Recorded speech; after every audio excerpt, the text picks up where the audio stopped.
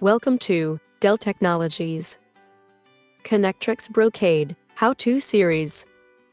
How to disable the root, admin, factory account, and any other user accounts. Reference Dell Knowledge Article Number 527954. This video was created to demonstrate how to temporarily disable the default accounts on the switch for security purposes.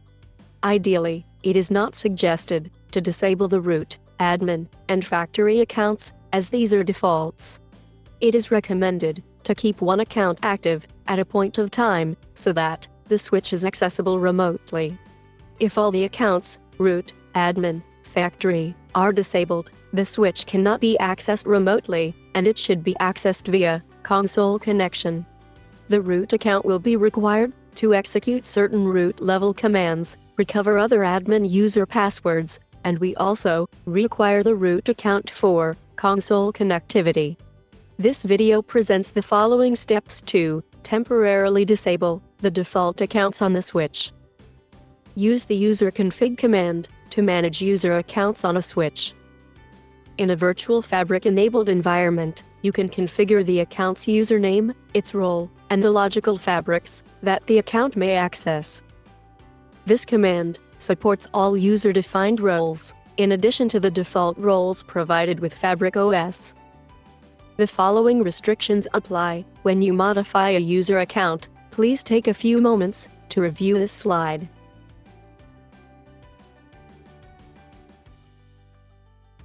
In this demo, we will disable one of the default switch accounts, factory account, and re-enable it. First, log into the switch with an account that has admin privilege. Now, let's begin and list out all the accounts configured on the switch. By running user config -show-a,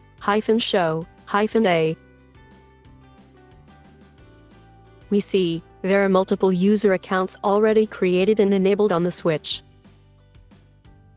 The list of default accounts like admin, factory, root, along with user configured accounts for the switch are listed. Now let us go ahead and disable one of the default accounts, factory, by running user config -change factory-e no, where -e is the operand which means enable. Now let us check the status of the factory account by running the command user config -show factory. Now, we see that the factory account is disabled. Let us go ahead and enable the account and then validate the status once again by running user config -change factory-e yes.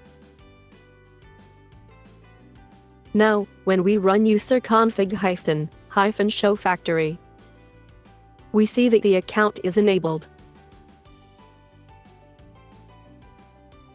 An important note: the user config command operates on the switch local user database only, regardless of whether the switch is configured to use radius or LDAP authentication. Reference the following for more information: KB number 527954. Document name: Brocade, Fabric OS, Command Reference Guide. Document section: User config. Thank you for watching.